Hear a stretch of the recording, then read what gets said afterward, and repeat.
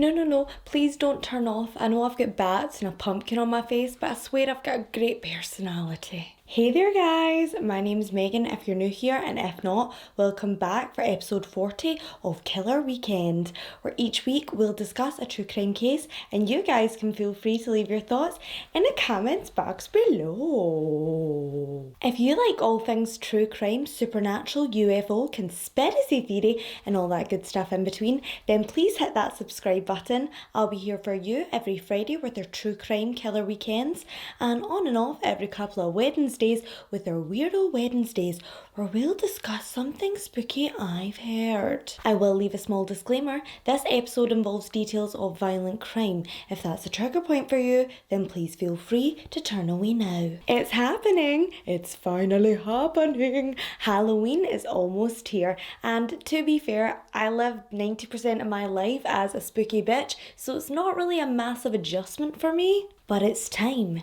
Time for the leaves to turn brown. Time for those flies and wasps that I'm so terrified of to finally bugger off. And also time for those worried parents to flood the emergency room with the age-old question of, did this pumpkin costume give my child a mystery rash? But for us here at Megan True Crime, and by us I mean me and my 6 personalities, it's time for me to stay up till 5 AM just to make sure I give you guys all that spooky content. Who needs sleep? Sleep's for the weak.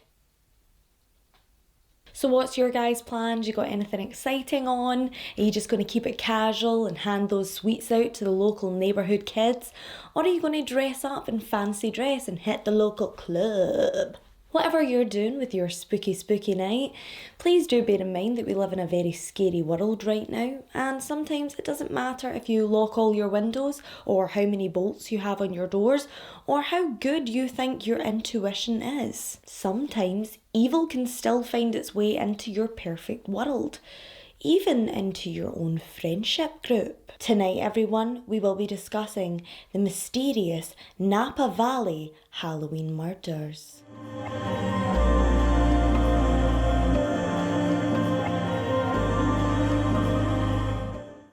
It was a mild, crisp autumn evening on the 31st of October 2004 in Napa Valley, California.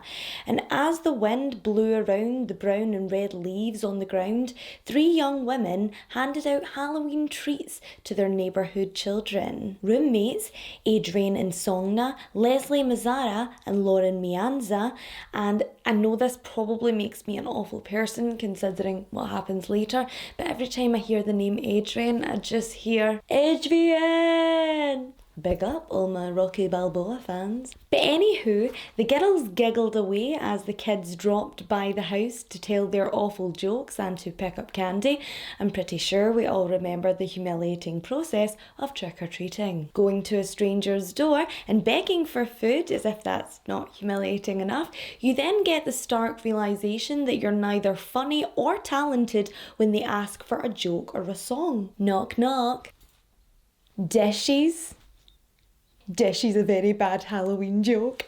Hilarious. But no one got a kick out of this more than 26-year-old Leslie Mazzara, who had dreams of becoming a teacher as a teen. Leslie had only recently moved to Napa Valley. She was born on August 1st, 1978 in Orlando, Florida. A born performer, Leslie had a talent for dance, specifically ballet, and she often took this talent into her beauty pageants that she would attend as a teen. Of course she's gorgeous, I have eyes, I can see, but she also had a brain, graduating from the University of Georgia with a bachelor's degree in philosophy. But as much as Leslie loved her life, she wanted a change. Her mother had recently moved to California, and Leslie thought, what better time? She wanted to move to Napa Valley so she could still be close to her mother, but try something new and very different from South Carolina. Leslie wasn't the kind of girl who was scared to move around. She was born in Orlando, but then she moved to South Carolina with her family Valley and then eventually moved to Georgia for university.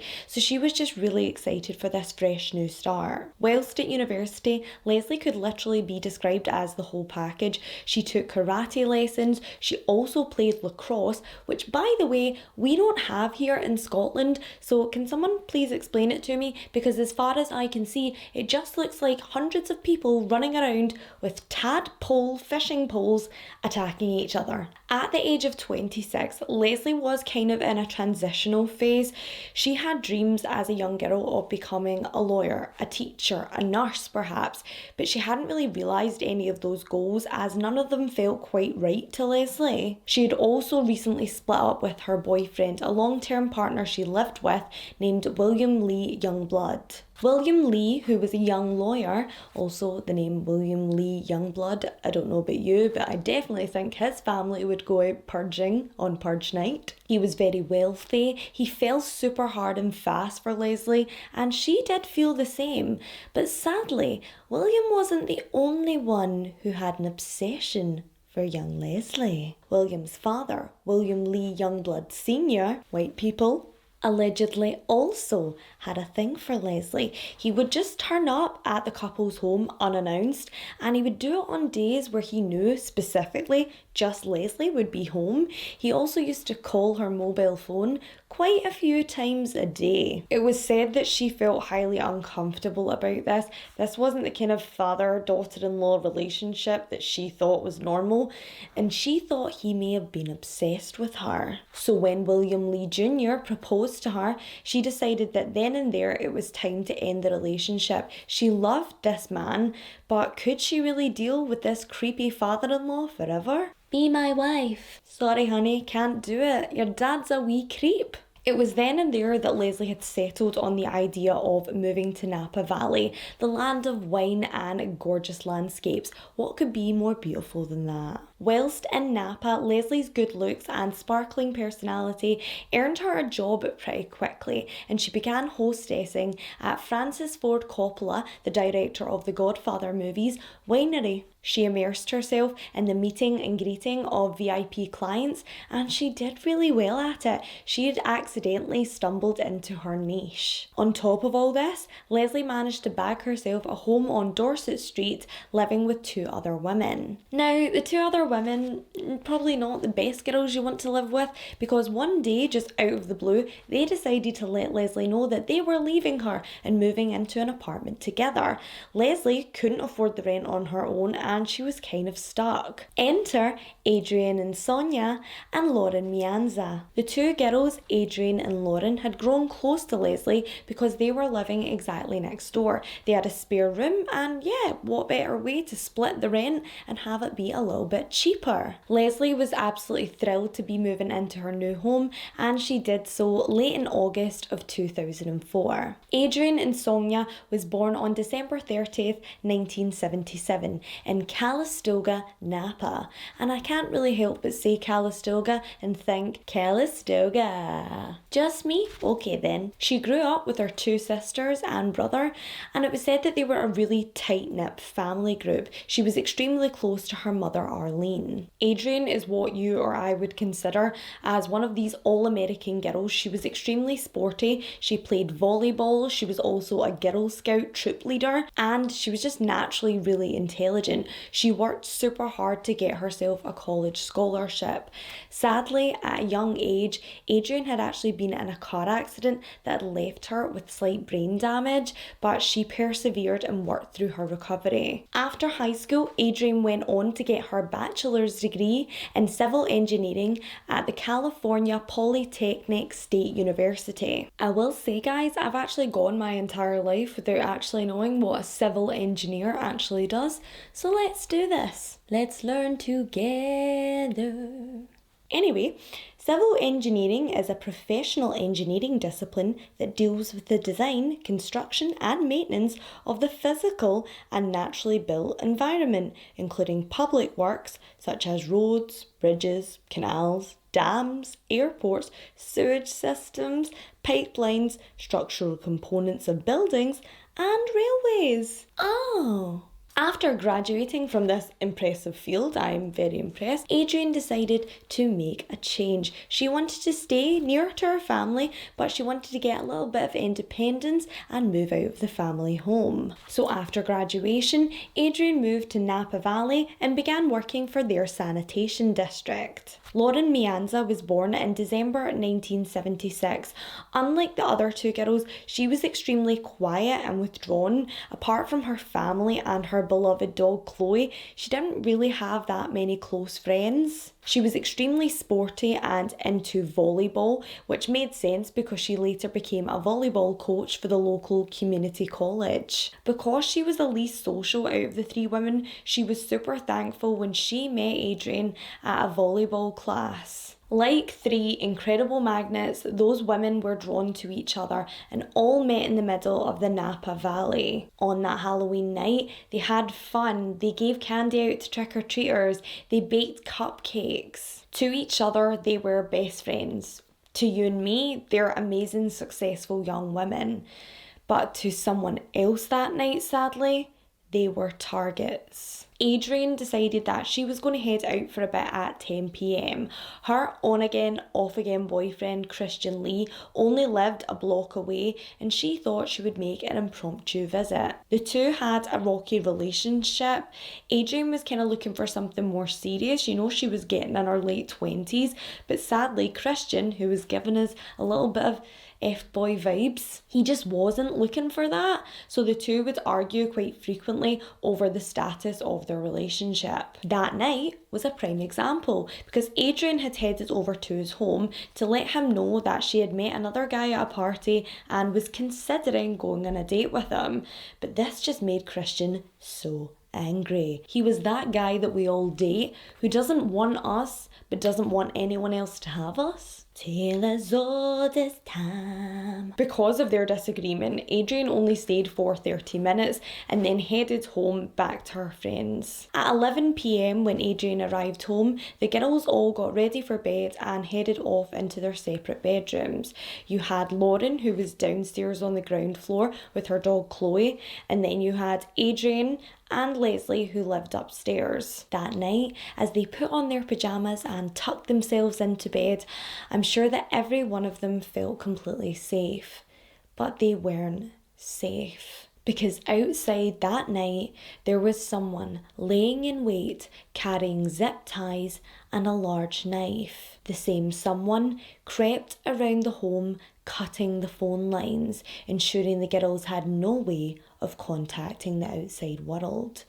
They also stood casually outside, chain smoking, waiting as each light in the home went out. Lauren Mianza was the first to awaken by the sound of her dog Chloe barking. Chloe was said to be quite an agitated little dog and she would often bark if she heard another dog barking outside. Because of this, Lauren didn't really take it that seriously until she heard men's footsteps walking down the hall. At this point in time, she did assume that it might have been one of Leslie's boyfriends at the time, as only 2 days before they had had an awkward altercation. You see, on the 28th of October, Leslie had actually invited back a gentleman caller for a bit of freaky naughty and had kept all of the girls up all night. Because of that, they had sort of like a roommate meeting and had agreed that it was okay to bring back guys, as at one time or another they would all probably do it. So for Lauren, she thought that Leslie was just exercising her right to invite someone back and she drifted back off to sleep. However, that was short-lived because the person in the house wasn't an invited guest, and Lauren's eyes would fly open at the sound of a terrified scream. Lauren froze in terror as she could hear furniture in Leslie's room banging around on the floor above.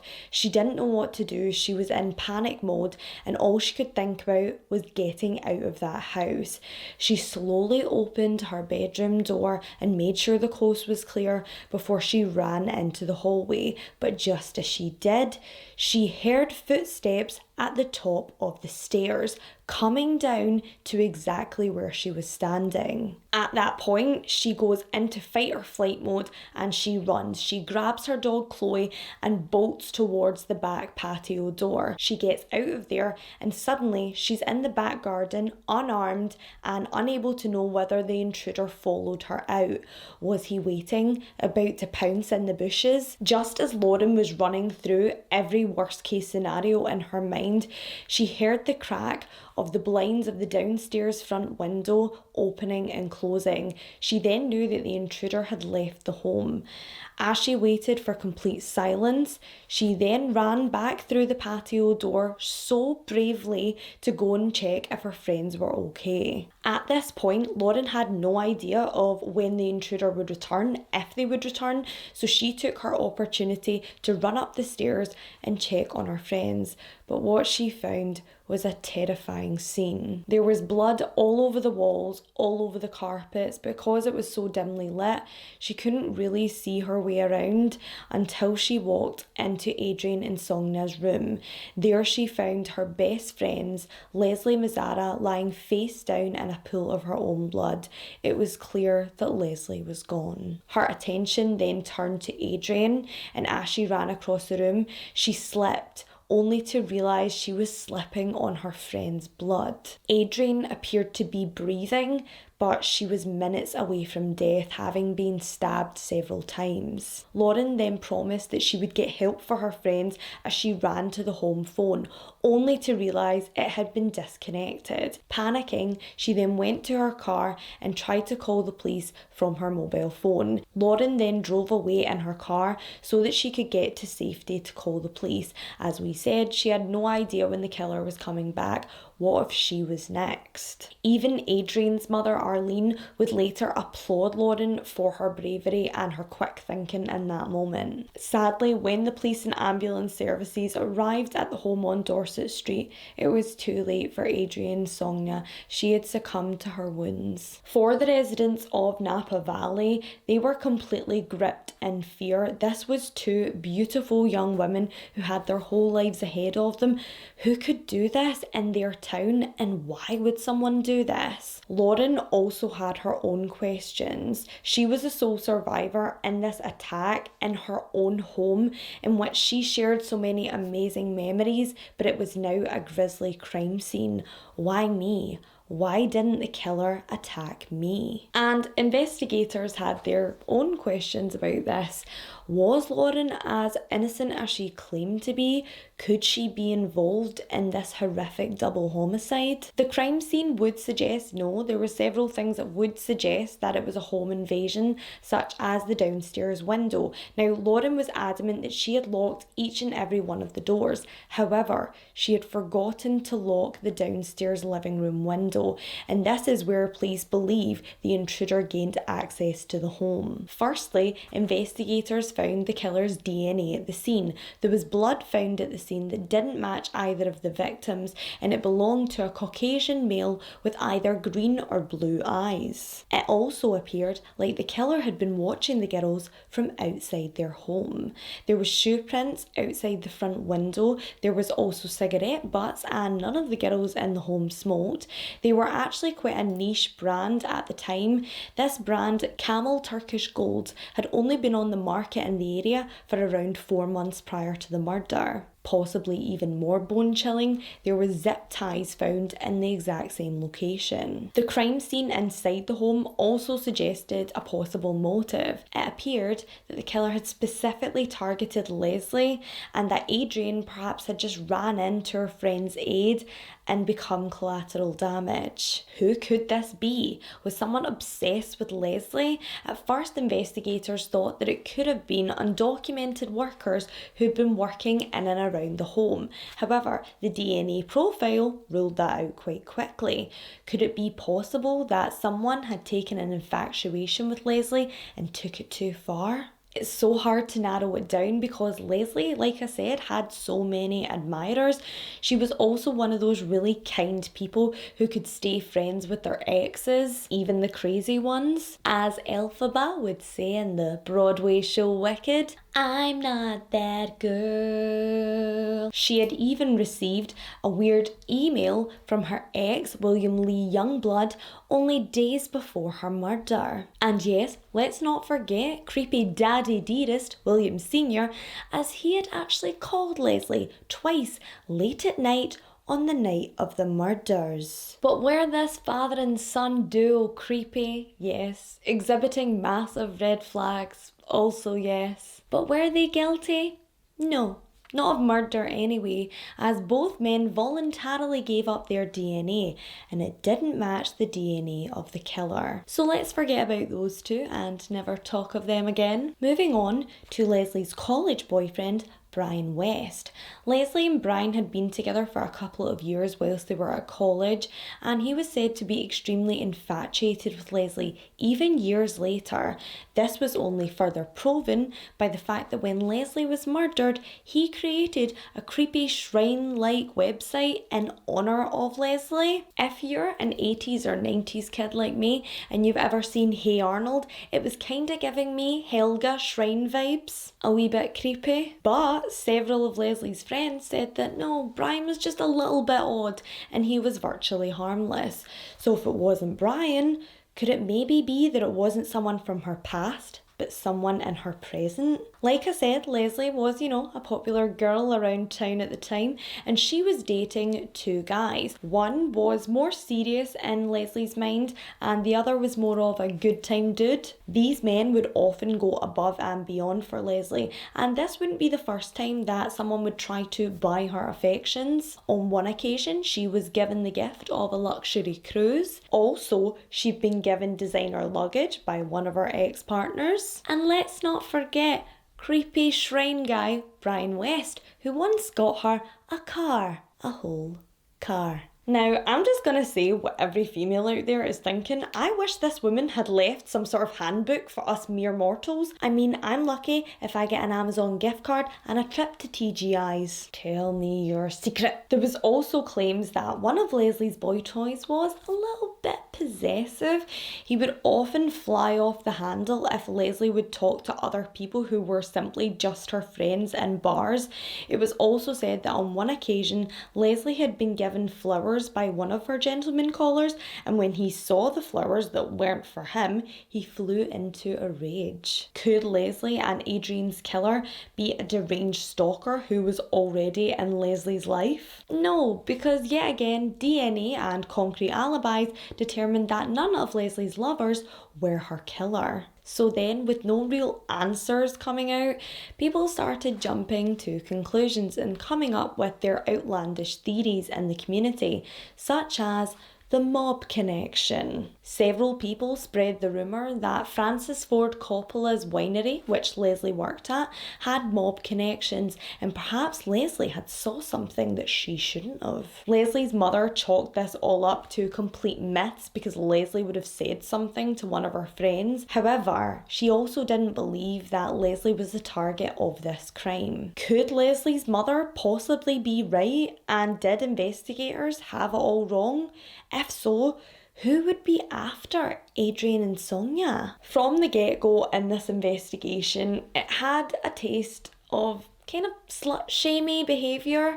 Because Leslie had more than one guy that she was seeing at the time, it was kind of insinuated that she was living more of a high-risk lifestyle, and because of this theory, Adrian's boyfriend Christian Lee was ruled out quite quickly because they believed that she couldn't possibly be the target. Christian at the time swore he was innocent and that he never raised his hands to Adrian in the whole time they were together. So who could it be, and who else did Adrian Adrian associate herself with. At the time of the murders, she had two really close friends that lived nearby, Lily Prudhomme and her boyfriend Eric Koppel. Lily and Adrian had met through work, and the two had instantly become fast friends. They went to the gym together, they would go out for lunch together, and they just got on like a house on fire. Lily and her partner Eric had even helped Adrian move into her home when she moved in with Lauren. Lily Prudhomme had already been through quite a hard time that year.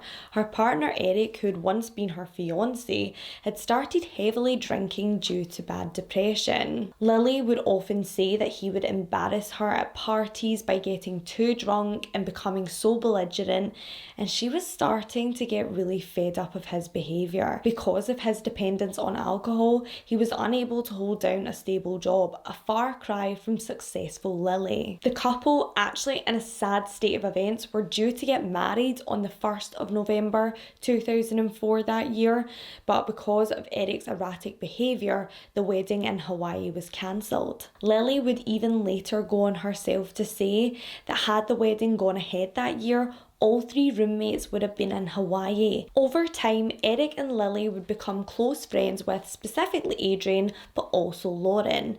And it would become a common topic of conversation between the girls that Eric wasn't good enough for Lily and that he was punching above his weight. In fact, it appeared that Lily had taken these comments to heart because she had called off the wedding, and she was also planning on visiting Australia with Adrian later that week. The week of Adrian's murder, her mother Arlene was in Australia, and the two girls were planning on flying out to meet her and spend some time there. It was going to be their big adventure. But even though Lily and Eric had seemed kind of done before the murders, after Adrian's death, Eric had really stepped up, not only for Lily, but also for Adrian's mum, Arlene. Lily and Arlene eventually bonded deeply over the loss of their best friend and daughter. So when Lily announced that she and Eric's wedding was back on, Arlene was thrilled to be invited. When the couple got married in the February of 2005, of course, it was very apparent that Adrian was missing, but in so many other ways, she was present. Arlene was asked to read a Bible passage blessing the marriage. Lily had also asked the DJ at the reception to play one of Adrian's favourite songs, She Will Be Loved by Maroon 5. Just a side note to break up the emotion, She Will Be Loved was such a good song, such a good breakup song. She will be loved. After the joy of Lily and Eric's wedding, the stark reality started to set in that perhaps this case would never be solved.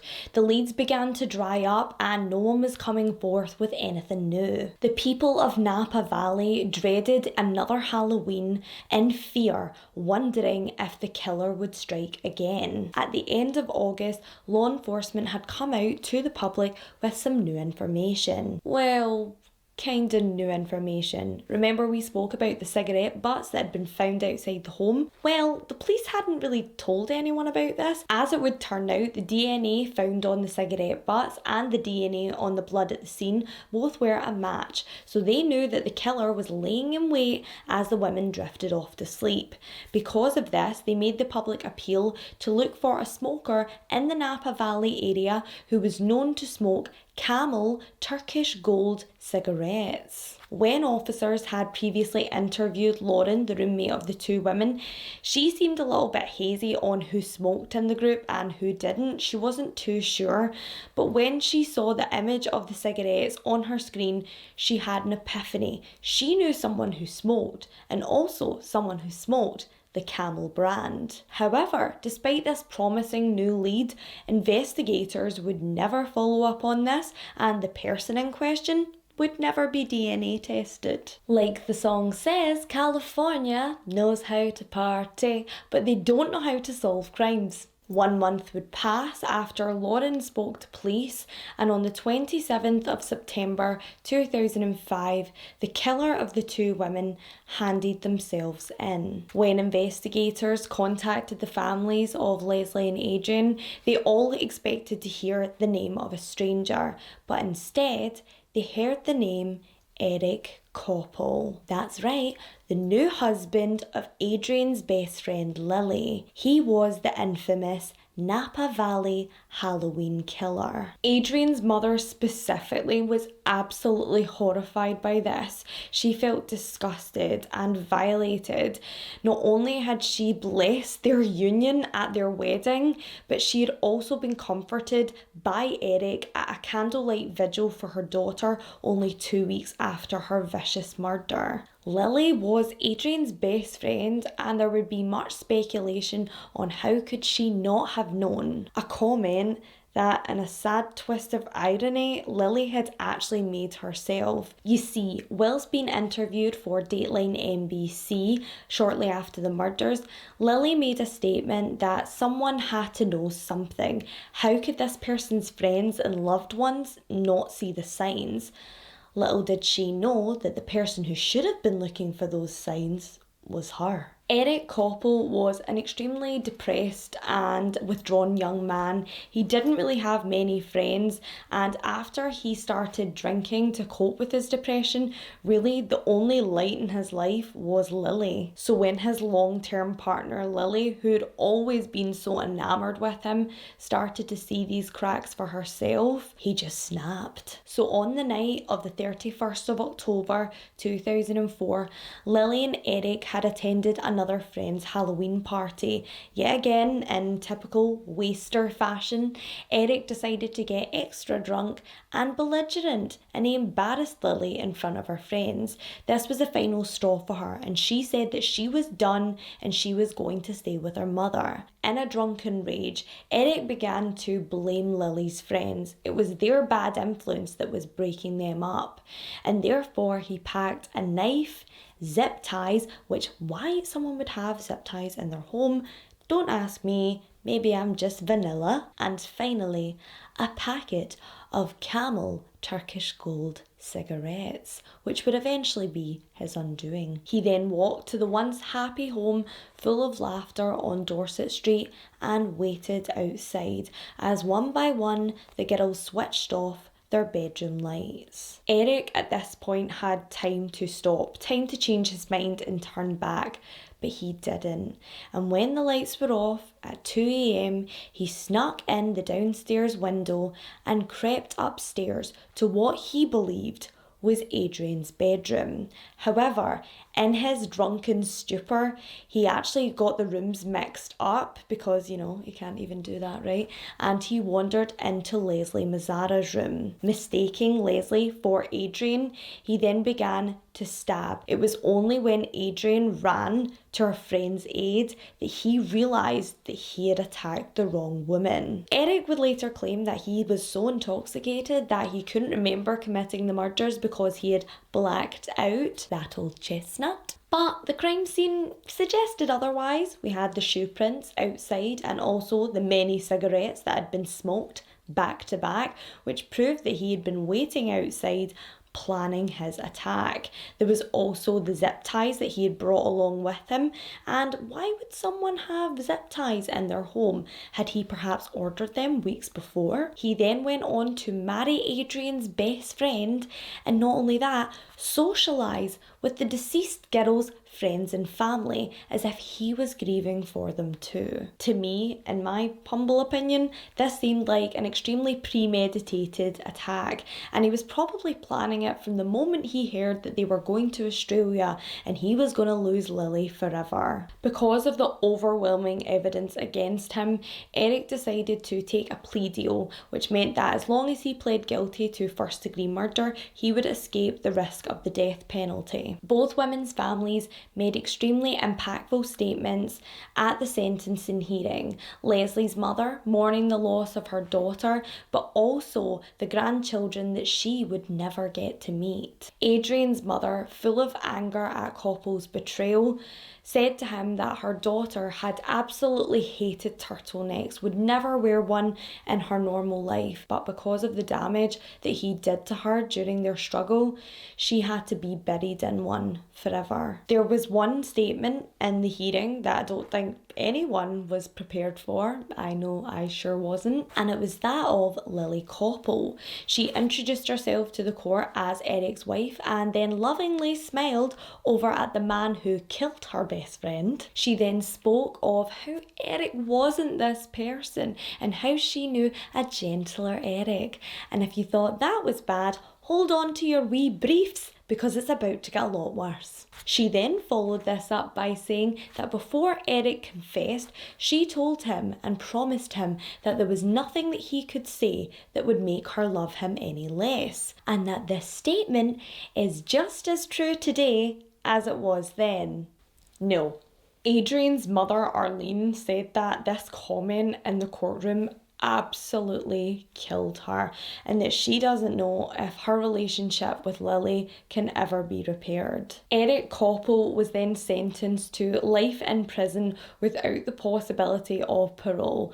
And yeah, I hope he rots in there like a bad Halloween apple. Lily actually would stand by her husband and stay married to him for a couple more years, but eventually they were divorced and she still lives in Napa to this day, playing in a folk band. But her final words in court that day have left a lot of people wondering, did she know who the killer was?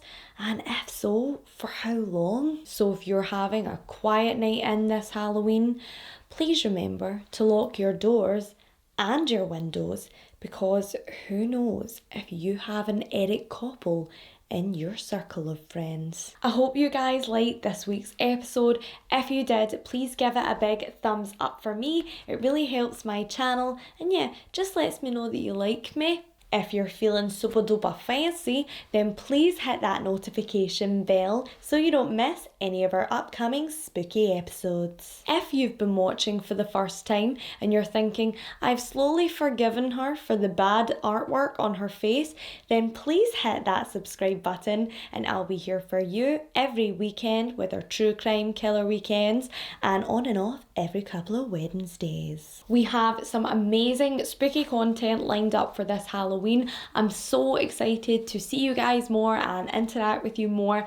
I love you so much. I'm sure you already know. We have some great requested cases with a little bit of a twist, so keep an eye out for your suggestions. Also, I wanted to just see how you're feeling, put the feelers out there.